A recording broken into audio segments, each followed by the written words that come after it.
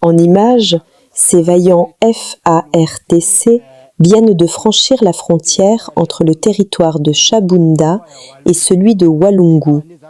Sur le terrain, ces images exclusives montrent la reconquête d'une position stratégique. Regardez, c'est ici même que les rebelles du M23 avaient installé leur ligne de défense. C'est une victoire toute récente. Les militaires de l'unité de réaction rapide viennent d'investir les lieux.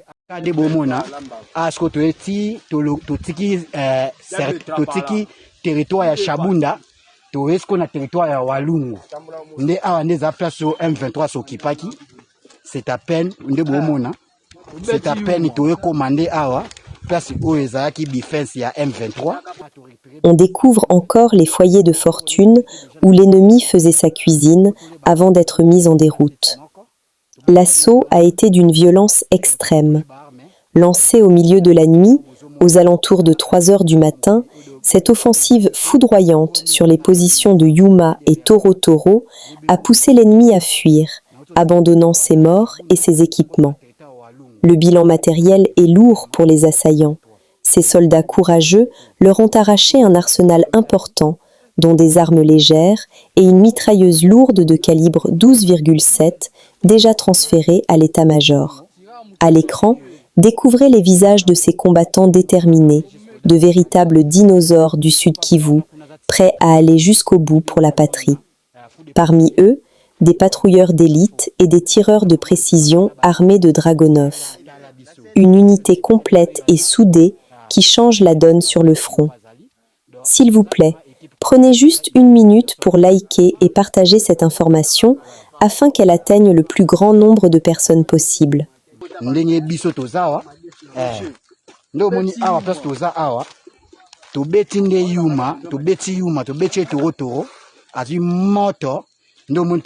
récupéré M23. Babylone René était déjà dans le niveau état-major. Tu as les armes, tu as les 12,7 moko. Tu as les armes. Tu as déjà des binomo bozomona. Naza entouré na mukili onyo somona baike.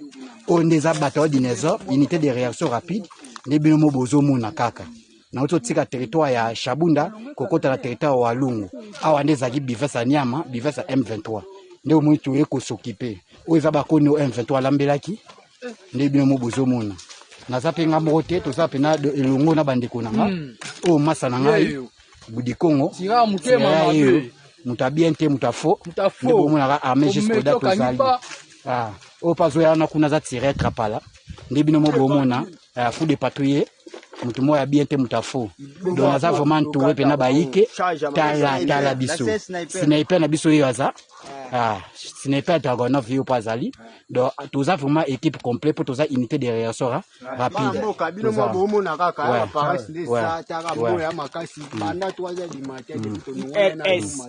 IRS, unité de réaction rapide.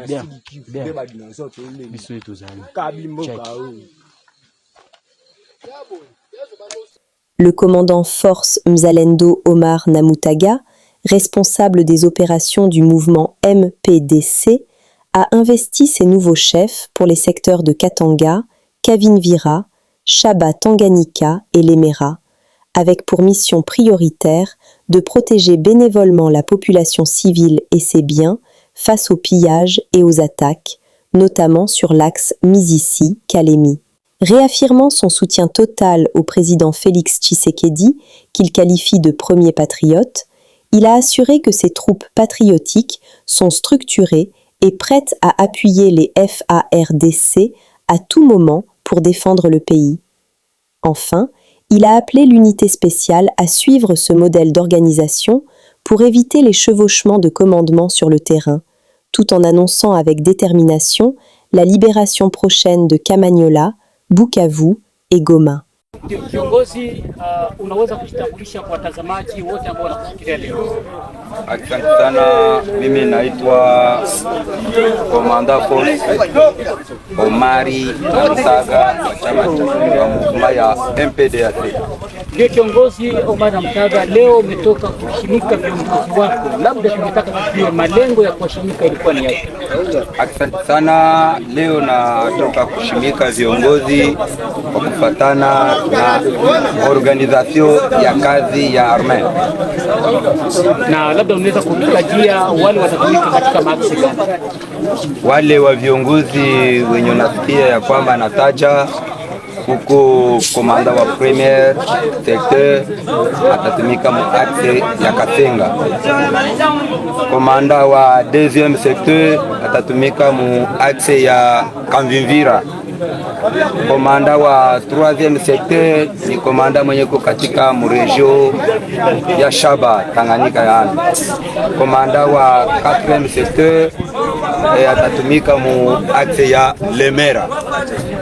Na hao wote unawaambia nini kwa kwenda kutumikia raia, kwa sababu katika hotuba yako ulisema kwamba wanatakiwa kulinda raia na mali yao. Kwa hiyo ujumbe gani kama kiongozi unapeleka wale viongozi ambao wameenda kutumika mbali na wewe wakati wameenda kujitegemea? Asante sana. Na watakia kwanza kazi njema na mahali wanapoenda kufatana, raia ina malalamiko ya mingi, raia inateseka, na sisi tumejitoa kwenda kutetea raia, kugombania nchi. Na katika maeneo hayo hususan ni maeneo zenye ziko mbali, tuanze kwanza kwa Kalemi. Unajua Kalemi kuna matatizo wengi, kuna wale wanapopiga raia mshale, kuna wengi wanaiba raia katika njia za kutoka Misisi kwenda Kalemi. Ikaonekana ya kwamba komandema ya MPDAC itie ule komanda sekteri pale kwa kwenda linda ile raia ya pale, kwa kujitoa kwa moyo tulijitoa nayo ya kulinda raia na mali yake. Labda ujumbe kwa Rais wa Jamhuri ya Kidemokrasia ya Kongo Felix Antoine Tshisekedi, ambaye alisamanisha wazalendo kuwatoa porini na kuwaleta ili mtupie ardhi yenu, labda ujumbe kwake ni upi?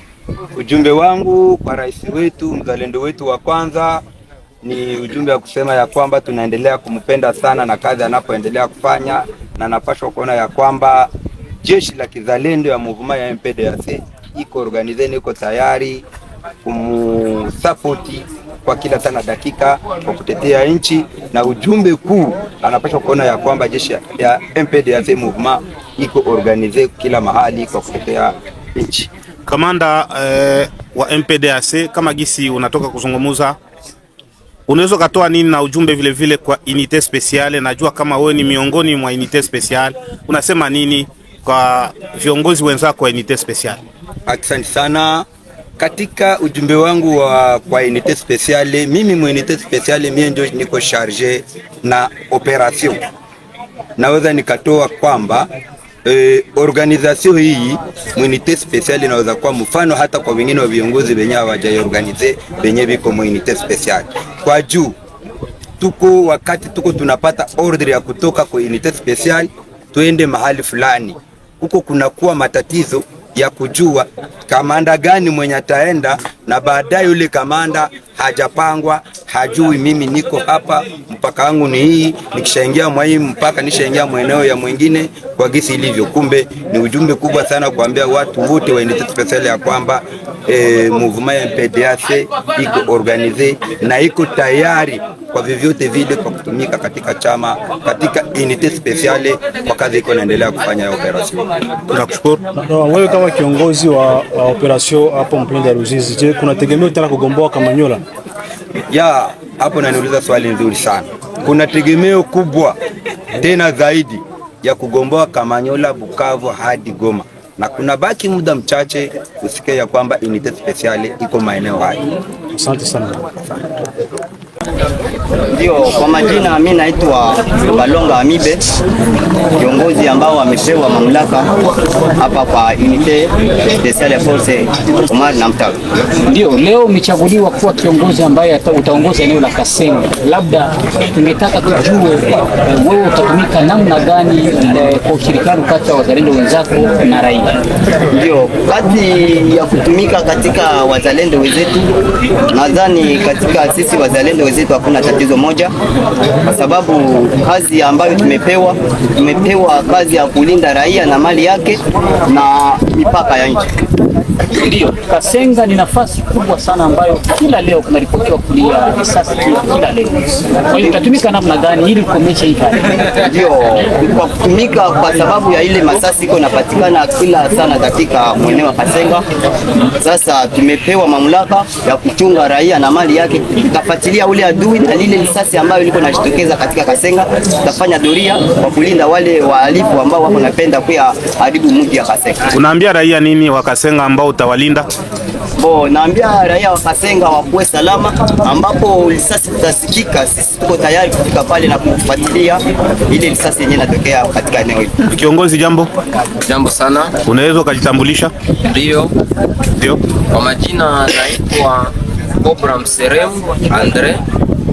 Umeteuliwa kuwa kiongozi wa sekta ya Kavivira katika kundi la MPDAC. Unasema nini kama furaha yako? Ndiyo, furaha yangu, ninafurahia kiongozi ambaye anayetushimamia katika komandema yetu ya MPDAC ambaye anaitwa Omari na Mtaga, kwa kunipatia uongozi wa kuongoza sehemu ya Kavivira. Namshukuru sana. Na unarasire nini population? Unasema nini kuhusu uongozi wako Kavivira? Kuhusu uongozi wangu, nataka kuambia raia yenye ninapatiliwa kuongoza mweneo ya Kavivira wakuwe na amani, kama inatafuta kuwa tofauti na wakati ambayo tulikuwa tuyapewa uongozi. Ndio. Jambo kiongozi. Jambo. Unaweza jitambulisha? Jina naitwa Santos Mugabe. Ndugu Santos Mugabe, unateuliwa kuongoza sekta ya Kalemi huko maeneo ya Katanga. Tuambie, una furaha gani kwa kuteuliwa ndani ya kundi ya MPDAC? Ya kwanza namshukuru kiongozi mwenyewe aliteua kwa kuwa kiongozi. Ili mimi nitaongoza ile Tanganyika pamoja na Mungu. Nitaongoza kwa nguvu zangu, uongozi wa Mungu nitaongoza. Mara kwa mara tunasikia huko watu fulani wakatakatanga wanani wanajichomoza. Uko tayari kabisa kudefendre raia huko? Nitaidefendre pamoja na maongezi ya Mungu. Nashukuru. Jambo kiongozi. Jambo papa. Unaweza jitambulisha? Hiyo kwa majina naitwa David Ismail Runyambo. Mimi niko komanda sekteri wakati sekteri mwita majoro force ya Kirungwe. Unasema nini kama maoni yako baada ya kuteuliwa kuongoza hiyo sekta ya maeneo ya Kirungu? Sekta yangu ya maeneo yangu ni Demera, Plene, kuanzia maplene Marufungi, Sange na hadi kule Marubarika, hadi kule na Makamanyola kupanda vilima. Maeneo yangu nasema kwa sababu kule ndio tunajua maadui zingazi zinaegamia, lakini kwa nguvu ya Mungu na pamoja na sisi viongozi tutafanya kazi kwa kufuatilia kidogo usalama kweli miti yote ya Plene na milima yetu ya mji wa Lemera. Tutaifuatilia kabisa. Raia wa hiyo vijiji waseme nini kuhusu uongozi wako ambao unapewa? Raia wa kule na jua hata sasa hivi bananijua na nishawahi kutumikia sana kule, natumikia kule na kule ni nyumbani, na nawaambia tu kwanza watulie na Mungu awabariki pamoja na shida walipata, ila kuponya nao tuko pamoja nao kwa kuwalinda na kuleta usalama kwa ajili ya usalama. Sio mtu mmoja, usalama ni watu yote, tushikamane nao na sisi wajeshi tutajua usalama wa Mungu utatokea kazi gani. Tunashukuru. Ndio sana. Urgent, RDC. L'armée frappe fort et les lignes bougent à l'est. C'est un véritable séisme militaire qui secoue actuellement le Nord Kivu, où la détermination des forces régulières et des patriotes est en train de bousculer tous les plans de l'ennemi. Après avoir infligé un revers cuisant aux rebelles en reprenant magistralement le contrôle de la cité hautement stratégique de Bouimba, les FARDC ne lâchent plus rien et maintiennent une pression d'enfer en lançant des offensives foudroyantes sur les axes de Kalembe et Kalong. La tension est à son comble sur le terrain et la nuit de ce mercredi a été le théâtre d'un coup d'éclat spectaculaire. Dans un élan héroïque, les résistants Wazalendo ont mené un assaut éclair, parvenant à occuper brièvement la localité clé de Kalembe avant d'opérer un retrait purement tactique et ultra stratégique pour mieux réajuster leur position et anticiper les mouvements adverses. La traque est totale. L'armée régulière consolide ses acquis bloc par bloc et chaque heure qui passe redéfinit le contrôle de cette zone cruciale où nos forces prouvent qu'elles ont l'initiative des combats. Restez connectés, la situation évolue à la minute près et le destin de la région se joue sous nos yeux. En avant les FARDC.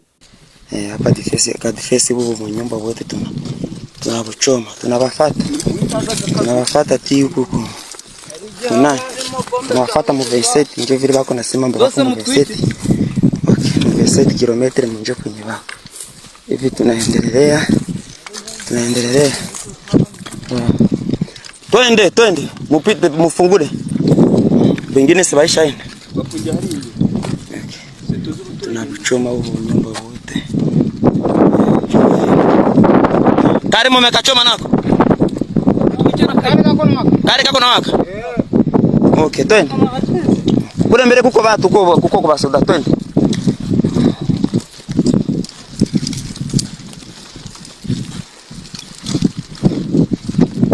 S'il vous plaît, prenez juste 1 minute pour liker et partager cette information afin qu'elle atteigne le plus grand nombre de personnes possible.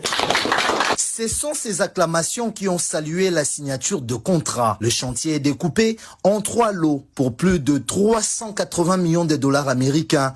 Billy Chibambe est le coordonnateur de la cellule infrastructure au ministère des ITP. C'est un contrat qui a été signé avec 3 entreprises en 3 lots. Les processus de passation des marchés a respecté les directives de la Banque mondiale. Ce sont des coûts qui sont très compétitifs au regard des standards. Le premier lot comprend 100 km entre Mbanga et Maloba, incluant un pont de 153 mètres sur la rivière Lomami. Coût exact, 164 millions de dollars américains. Pour le deuxième lot, 105,7 km de Maloba à la rivière Lualaba. Et pour finir, le gros ouvrage, la construction d'un pont de 714 mètres sur la rivière Lualaba, attribué à Sino Hydro, 43 millions de dollars américains, avec comme délai 24 mois. Le troisième grand pont jeté sur le fleuve Congo. Les ministres des ITP, John Banzalunda, promet un suivi rigoureux. On va pas vous lâcher. Préparez-vous, serrez la ceinture. Chaque jour, on va faire le suivi. Nous serons exigeants pour la qualité des travaux. C'est le deuxième pont le plus long du pays, après le pont Maréchal. Mais Maréchal n'a pas 2 fois 2 voies. Non. Le projet est financé par la Banque mondiale à travers le pacte, le projet d'appui à la connectivité et au transport. Objectif, aménager et bitumer le tronçon Mbanga-Lualaba pour désenclaver et relier le Kasaï oriental, les Maniema et les Sud Kivu. Marcel qui tombe à en parler. Je crois que vous avez constaté avec moi que la ville était vivante et que ceux qui devaient vaquer à leurs occupations les faits, nous étions dans nos cabinets et puis nous avions eu cette réunion extraordinaire du Conseil de ministres. Mais je constate que les invocateurs et les promoteurs de l'esprit de mort ont imité malheureusement les activités ou les actions du père et du fils. Vous connaissez les modus operandi de ce que nous on appelle poison rwandais. J'ai vu des deepfakes, des vidéos manipulées de la ministre et de l'EPST.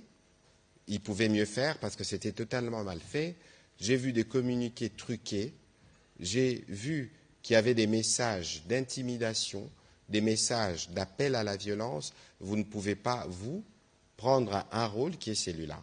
Et donc, il y a eu évidemment la réponse qui a été donnée par le peuple congolais à cet appel qui, de notre point de vue, n'a pas du tout de sens parce que nous sommes dans un contexte démocratique où les idées s'affrontent et surtout que beaucoup que j'ai vus là ont, dans un passé récent, étaient eux-mêmes les défenseurs de la révision de la Constitution. Bon, on ne va pas faire le procès des uns des autres, mais ici, il faut constater qu'ils doivent trouver une autre formule. Parce qu'ici, le peuple a besoin d'un esprit de vie, justement. Lorsque vous prêchez la mort et vous intimidez, vous manipulez, dans l'objectif de s'aimer la peur, je pense que ce n'est pas le meilleur fusil d'épaule qu'on doit prendre si on veut véritablement représenter une alternative. De toute évidence, le peuple a donné sa réponse et pour ce qui nous concerne, nous allons continuer à travailler pour le bien du peuple congolais. Nous sommes arrivés à la fin de cette édition. Merci à vous de nous avoir suivis jusqu'ici. Si vous avez apprécié ces contenus, n'oubliez pas de vous abonner à notre chaîne d'activer la cloche de notification pour ne rien manquer de nos prochaines vidéos. Likez et partagez cette vidéo. On se retrouve très prochainement. À bientôt.